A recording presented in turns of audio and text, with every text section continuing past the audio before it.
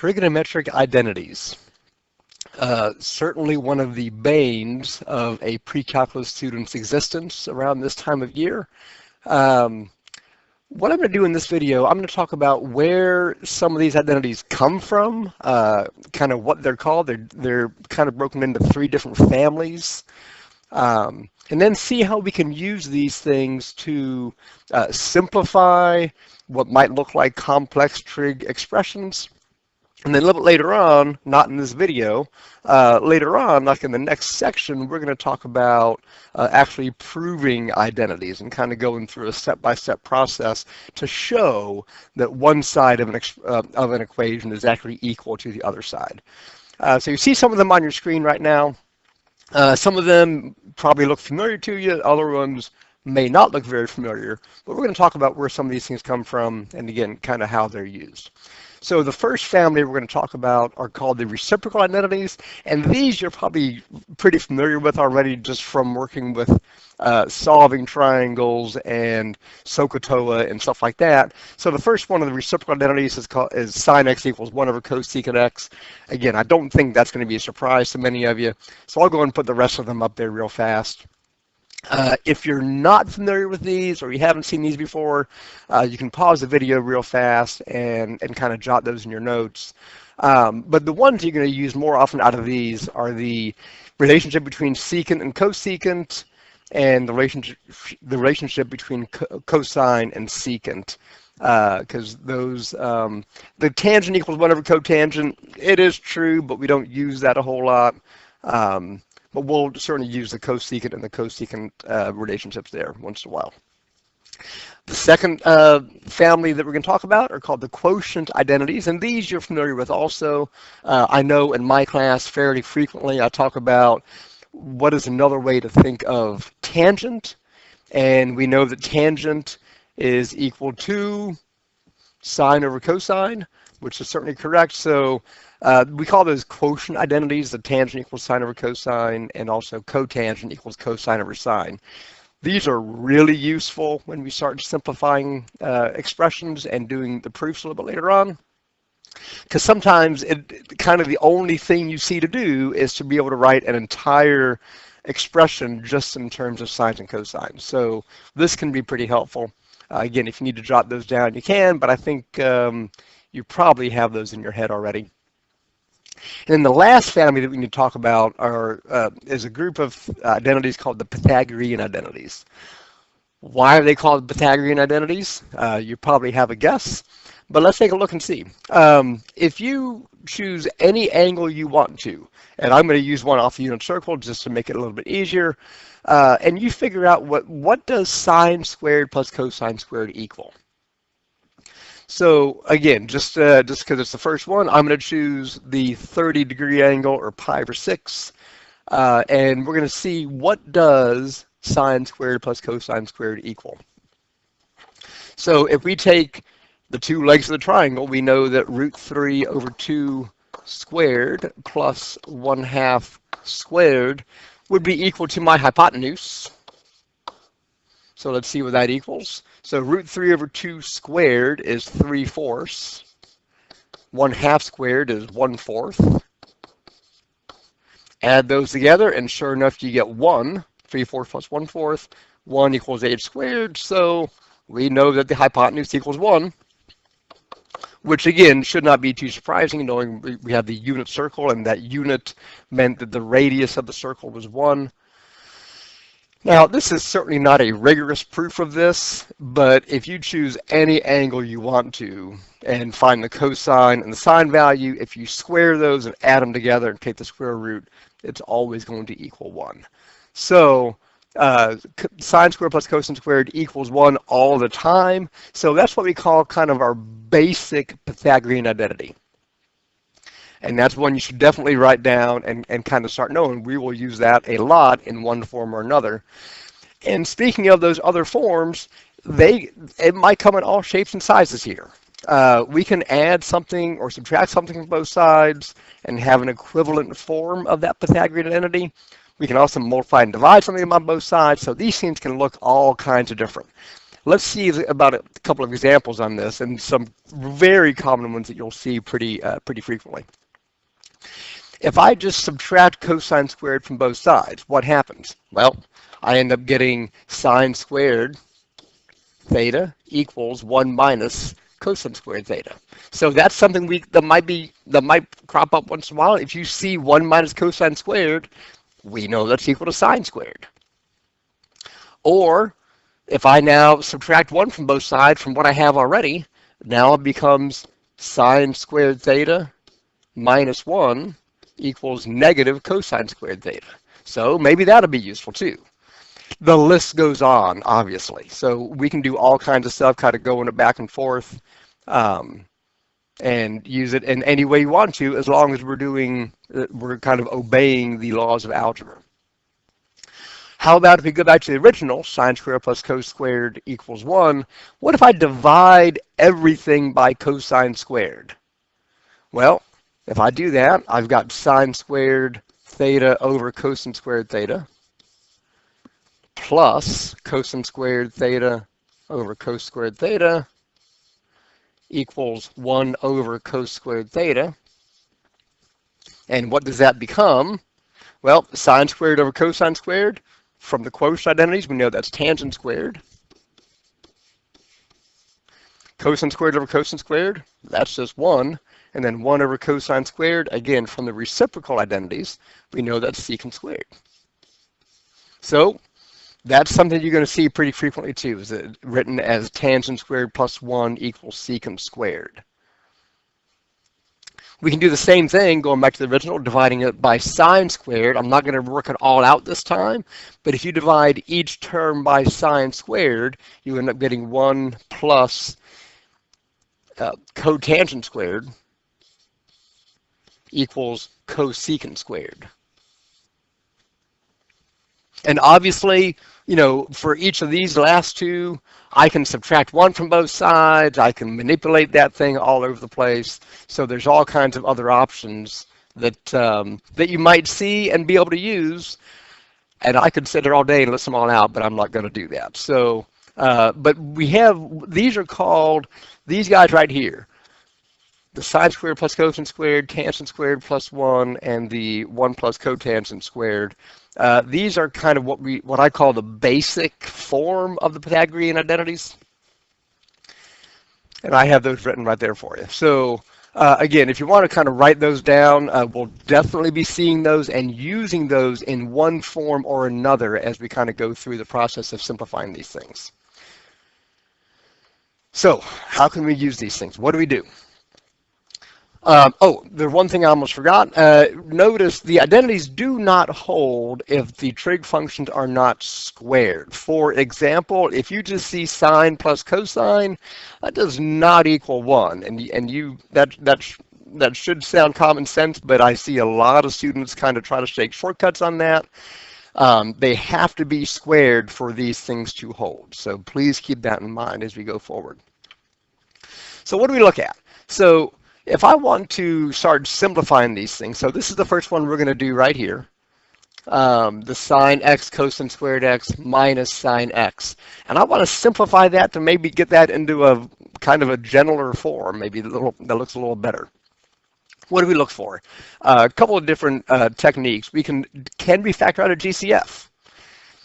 Is it maybe like a quadratic? Could we factor it like a quadratic? Can you use one of the Pythagorean identities?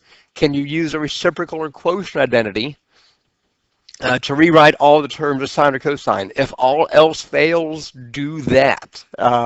Sometimes you just look at it and say, I don't know what the heck to start with, but try that and maybe something will kind of trigger a memory and be able to kind of go from there. But in this case, if you look at this one, I think you recognize we do have a GCF involved.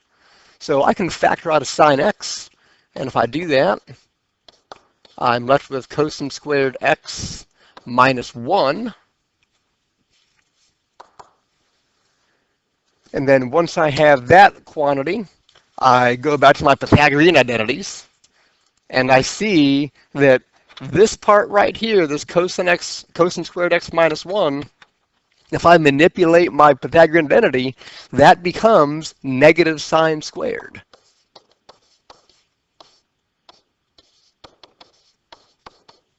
And then now I can just multiply these out together. So this whole thing, that big long thing that you started with, just simplifies out to negative sine cubed x. And that is your simplified form. Those two things are equivalent just by using one of the identities and factoring out a GCF. Next one we're going to look at, and there's a couple different techniques I'm going to show you here. So secant squared x minus 1, you might already recognize that as a straight up Pythagorean identity. And in fact, that is true. We know that secant squared x minus 1 is equal to tangent squared x, and that's pretty simple in itself. But what I want to show you here is I can actually factor that as a quadratic. If you remember back in the day, if you had something like x squared minus 9, and your Algebra 2 teacher, Algebra 1 teacher said factor that, you said, oh yeah, that was a difference of squares, and we could do x minus 3 and x plus 3. And that was the factored form of that.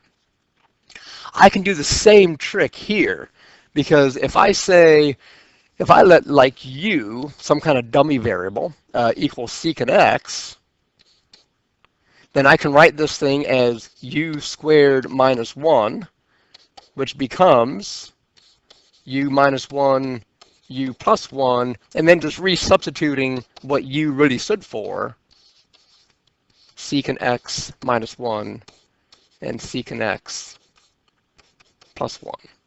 Okay, so is that simpler than that? Maybe, maybe not. That might help us when we start solving equations and stuff like that. But I wanted to show you we can always look at a quadratic in terms of being able to factor it as well. Okay, so that's certainly another option for us later on. And here's one just like that. So this is a real quadratic form, 2 sine squared plus sine x minus 3. And again, I can say, let's let this dummy variable, let u be equal sine x. So 2u squared plus u minus 3. And we should know how to factor that. That's 2u and u plus 3 and minus 1 to make that work out, and then resubstitute the sign. So 2 sine x plus 3 and sine x minus 1 would be your factored form of that. We won't use that a whole lot on the simplifying, but it is a trick that you want to have kind of tucked away to recognize and use sometimes, particularly when we get into solving equations. This is another factoring one, but this one looks a little bit weird because notice I got cosecant and cotangent. So now I've got two different things. But here's where you bring back your Pythagorean identity, and we know that cosecant squared is equal to 1 plus cotangent squared.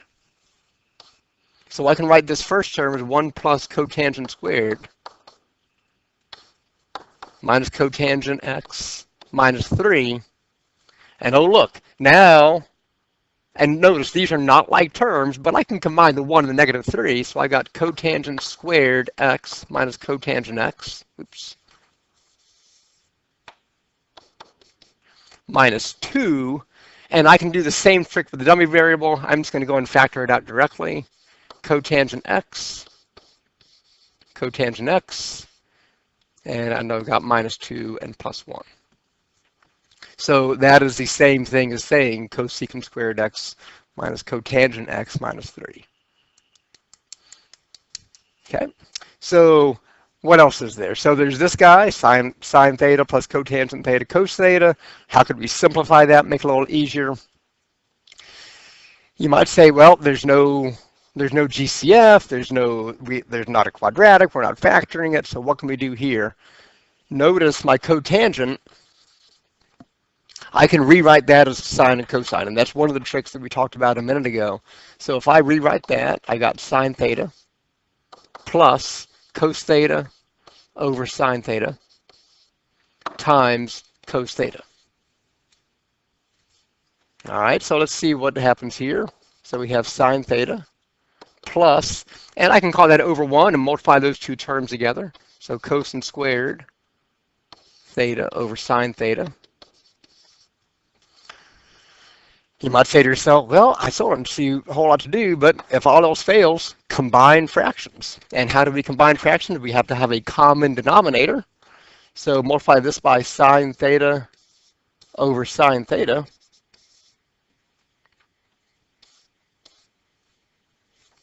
And what would I end up with here? I would get sine squared theta over sine theta plus cosine squared theta over sine theta. And simplifying that out from here, sine squared plus cosine squared over sine theta.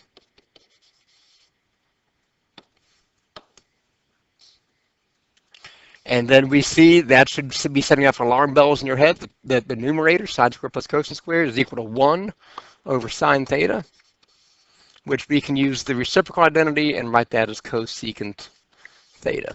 So that big long thing that we started with really just equals cosecant theta. And if you were to graph that big long thing, sine theta plus cotangent cosine, graph that on one line, graph cosecant theta on the other line, they would be the same thing. They are identical. And we've simplified that quite a bit using our identities. How about this one? I got one more to show you, then I'm going to let you do a couple of them on your own and see if you can knock a couple of those out, and then I'll show you what they simplify out to. 1 over 1 plus sine x. But I want to write it so it's not a fraction. You might be saying, what in the world? There's nothing else we can do with that. But there's one more trick that we haven't talked about, and that's what I call multiplying by the fancy one. The fancy one is multiplying by basically what I call the conjugate of the denominator. So we're going to take 1 over 1 plus sine x and multiply that by 1 minus sine x over 1 minus sine x.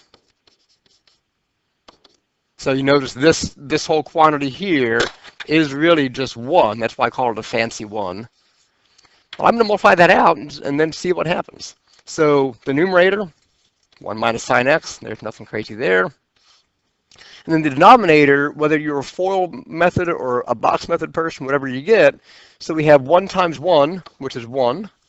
Then we have 1 minus sine x, 1 times positive sine x, and then sine x times negative sine x, minus sine squared x. And then as we keep on going, we see the numerator is 1 minus sine x, nothing going on there. And we see, and the bottom, the minus sine x plus sine x cancel out. We have 1 minus sine squared. Pythagorean identity, warning, warning. So 1 minus cosine x, 1 minus sine x on top. Got ahead of myself. Over the denominator, that Pythagorean identity becomes cosine squared x. And now I can just split this into two fractions.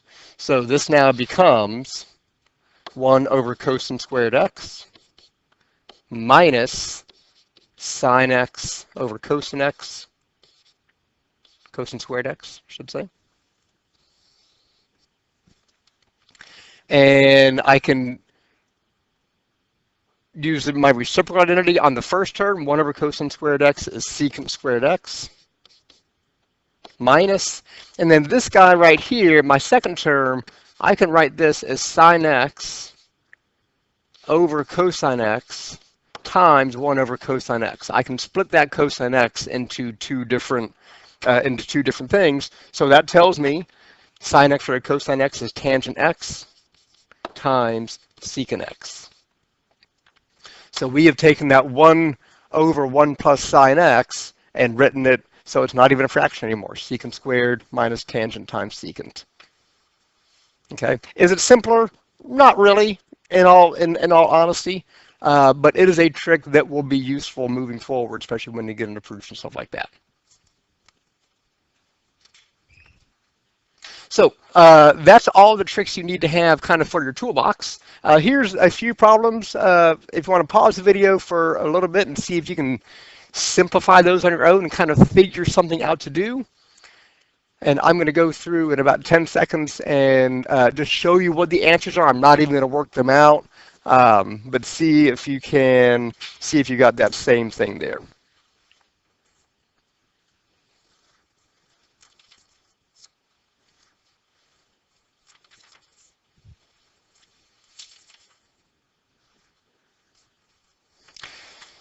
So the first one up here simplifies out to cosine squared x. You can rewrite and then factor out a GCF, a couple different things you can do there. The second one on the right over here simplifies out to just plain old 1. The next one also simplifies out to 1. The one on the middle right over here simplifies out to 1 plus sine x.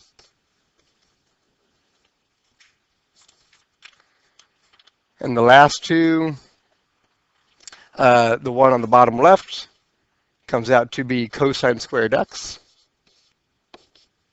And the last one comes out to be negative cotangent x.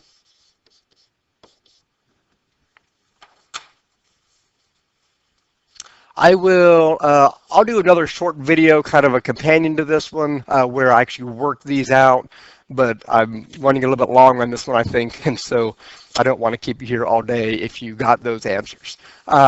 So I do hope this helped out a little bit. If you need to kind of a refresher of what those identities are, kind of moving forward, you can certainly come back to this. And once I get that second companion video where I work these 6 guys out, I will post that in the link in the description. Thank you again for watching. We will see you next time.